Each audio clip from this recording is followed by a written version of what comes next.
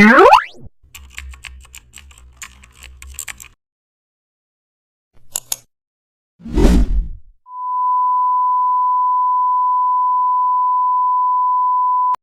back to the channel. Don't forget to like, share and subscribe for more updates.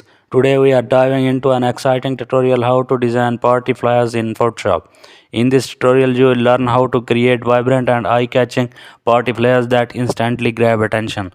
We will begin with blank canvas, perfect for both digital and print flyers. Next we will add a gradient abstract background using neon or vibrant colors to set the party vibe. You will import your main model or DJ image, remove the background and enhance lighting with curves and levels. Then we will design bold event titles using stylish fonts like Babes, New or Anton for professional layout. We will apply neon glow and shadow effect to text to make it pop for background. Add party element, disco lights, confetti and sparkle to bring energy to